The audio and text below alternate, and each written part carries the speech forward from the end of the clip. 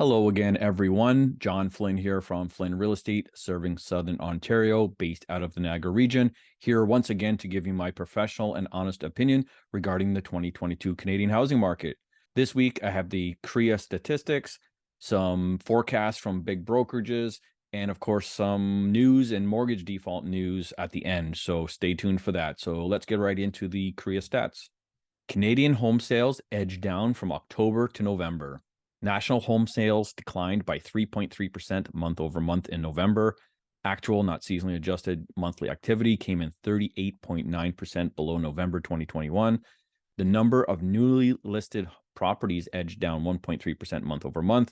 The MLS Home Price Index declined by 1.4% month over month and was down 4.4% year over year. The actual, not seasonally adjusted, national average price posted a 12% year over year decline in November. Let's see what those highlights look like on charts. And here's the residential sales activity. You can see it is well down from any averages or even the highs, and just a little bit higher than the pandemic quarter when it first started. Monthly home sales on the chart here, well below the 10-year moving average and continuing to decline.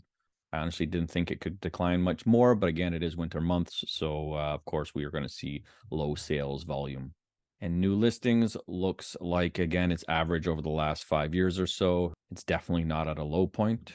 And here is the aggregate composite MLS HPI year over year change. You can see it took a big dive down there in November, tied for the last downturn. And of course, we're going to probably far surpass the 2009 downturn, 2008, 2009. And lastly, the national average home price did decline again, 1.9% month over month from October to November. So that's pretty significant, and 22.5% from the February peak. And let's see what the people at CREA had to say. There were no big surprises in November's housing numbers, with the data showing the same trends of lower sales and moderating prices we've been seeing for a number of months now, said Jill O'Dill, chair of CREA. So I think that statement kind of sums it up. There's nothing left to say. There's nothing positive left in this market. We can't say we had a good month even. There's nothing positive. Anyway, let's continue to read, and maybe there's some hope on the horizon.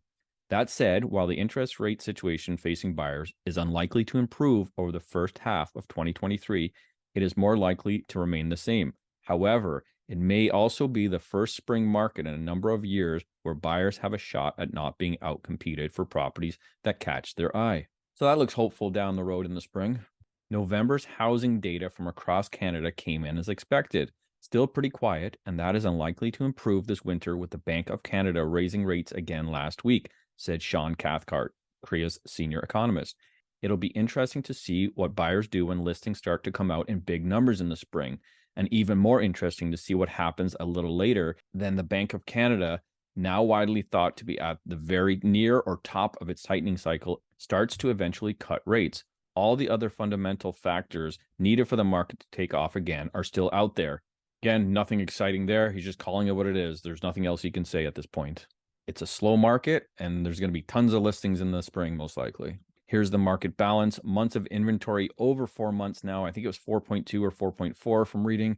And of course, the sales to new listing ratio is below 50%. So clearly in buyer's territory. And next we have the year over year price change for all the provinces in Canada. Of course, Canada, you see it's 12% year over year down. And BC, Ontario, and Saskatchewan have the biggest year over year declines in November from 2022 to 2021. And lastly, we have the average price with the HPI aggregate composite benchmark, both continued downward trends. So there's been a couple of forecasts come out from the big brokerages in the last month or so. One was just last week, a 1% decline by Q3 2023. I said, let me see how they arrived at these numbers. And anyway, let's check it out and see what they had to say. Starting off from Global News, hoping for a steep drop in home prices next year. It's unlikely, Roy LePage says. So yeah, it's very unlikely, says one of Canada's biggest brokerages. Home prices will only go down 1%, so you should probably just buy a house. 2023 national aggregate home price forecast to end year 1% below the fourth quarter of 2022, Roy LePage. So I'm not going to bore you with this whole forecast, but here is the paragraph that kind of sums up where their reasoning is. Traditional wisdom says that a recession triggers widespread job losses and missed mortgage payments. People are forced to sell or the bank forecloses and lists the property, flooding the market with new listings when demand is weak. In this post-pandemic period, people have kept their jobs. In fact, they have seen wages and salaries rise, said Soper. We have a tightly managed national mortgage portfolio with historically low default rates, supported by homeowners who have been required to qualify for a loan under the strict federal stress test for the last 5 years. And we can't forget that Canada has been grappling with an acute shortage of homes overall. We simply don't see the factors at play that would result in a large drop in home values. So I guess that's one way of looking at it. But of course, they're talking about traditional wisdom says a recession triggers widespread job losses. Well, we haven't got to the recession. This article kind of says that we're in a recession or we've had a recession after the pandemic, but we haven't got to that recession yet. So we haven't seen any job losses.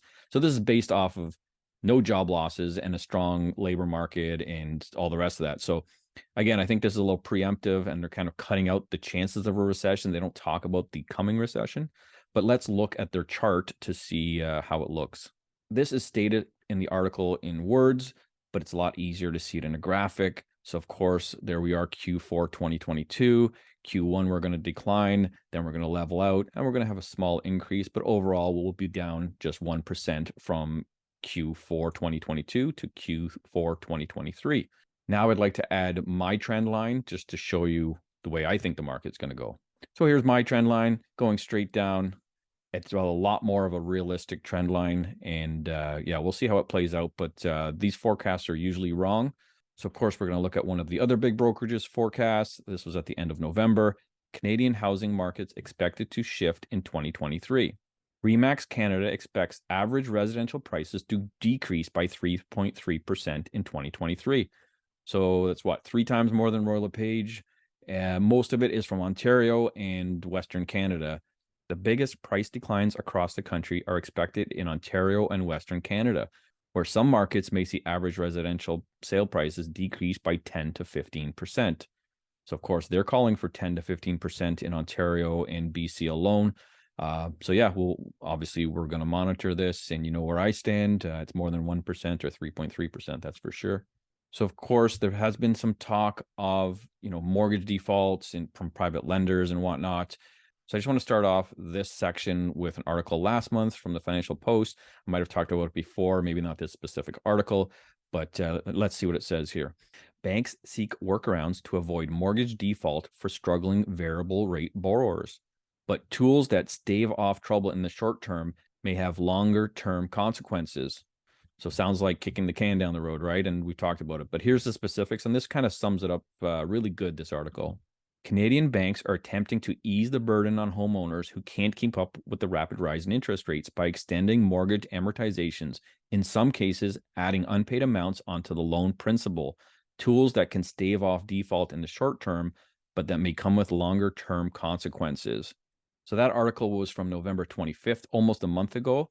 Let's look at this week's news and see how things have changed. Mortgage defaults and foreclosures on the rise as interest rates climb. Even higher rates could cause further troubles for rate-sensitive housing market. So this is only less than a month after that first article talking about kicking the can down the road or whatever they were talking about. We're starting to see some power in sales. I think they meant to say power of sales, but anyway, in the marketplace in the GTA. And we are also starting to see some people defaulting on some private mortgages as well. Lee Zlatkin, mortgage broker and expert at lowestrates.ca, told Financial Post. So yeah, you can see how just in 1 month things have changed. It went from, kicking the can down the road, like I said, to we're starting to see this. So what I did was I went through the last 7 days new listings on my board. I went through 267 of them. There's no way to search owners' names to say I want to say bank or power of sale or whatever. One note first, in Canada, we call them power of sales. They're not foreclosures. I don't think they do foreclosures anywhere. I could be wrong, but they're called power of sales because the bank doesn't actually take the title. They actually force the sale and they power of sale it, right? So anyway, I went through the data on my board, the last 7 days or so new listings, and out of 267 new listings, there was 4 bank sales or power of sales. Now, there was no big bank names in these. These were all private lenders. So yeah, we're starting to see the private lenders, not the big banks, force the sale of these properties for non-payment. The last thing I want to touch on was actually a tip from one of the viewers here. Your viewers, VS, I'll put his name up here, and he talked about the Paradise protest in Brampton. And this is where there's a bunch of homeowners or prospective homeowners that bought into a new community. And of course, the interest rates went up and the prices dropped, and they're not able to close on these. But anyway, let's see what the news. There's finally some news on it. So let's see what they have to say. From CBC, they purchased homes right before the real estate downturn. Now they're struggling to close. Home buyers at Brampton, Ontario development struggle to get mortgages as interest rates rise, home prices fall. And this is not an isolated incident. I've heard this from other people. People have called me, other agents. They've talked about this with their clients, but you're not seeing it in the news really. But this is a bigger one where they've kind of all banded together and protested outside of the development. This is why we're seeing news of this. The buyers, who are mostly from the Punjabi community, say they want to honor their commitments, but with interest rates so high, many no longer qualify for mortgages. Those that do qualify are being offered hundreds of thousands of dollars less than the amounts they're on the hook for because appraisal values have fallen dramatically over the past 10 months. Not a good situation. They go to close, and of course, the appraised value comes in a lot lower now, and they're struggling to get these mortgages. Meanwhile, buyers who plan to sell their existing homes are finding few interested buyers as home sales decline across the country. Of course, they go to sell their home. You're not going to sell it right when you sign the contract. You're going to wait until closer to closing or completion. You go to sell it, you can't sell it for what you wanted, and there's no buyers to buy it. So they're in a tough situation. First-time home buyer Gurcharan Rahal agreed in October 2021 to pay $1.95 million plus $90,000 in upgrades. An appraisal recently estimated the home's value at $1.7 million, more than $300,000 less than what he agreed to pay for it. On top of that, he says the mortgage rate he was pre-approved for would have required monthly payments of $5,000, but now he's been quoted amounts between $12,000 and $15,000 per month. So this has got to be pretty devastating. This guy goes to close on this house. He purchased it, a year ago or so, and his mortgage payments are triple, and he can't even get approved for the mortgage.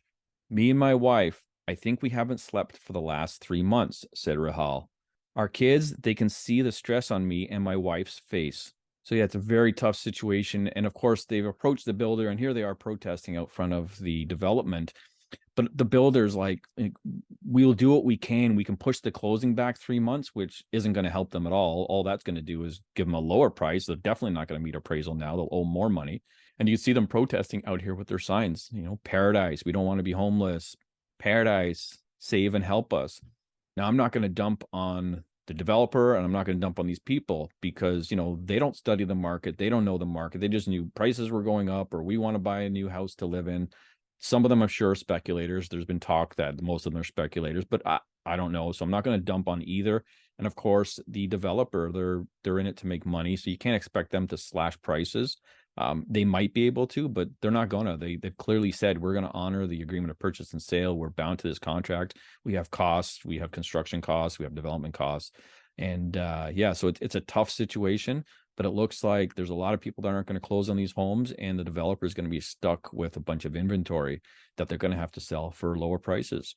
There's many other areas too in Ontario, and I'm sure other places in Canada, that have similar situations. And we're going to see more and more of this as time goes on. So that's it for this week. Enjoy your Christmas. I will be back next Tuesday with another video. I think that's 2 days after Christmas. Until then, I'll see you next time.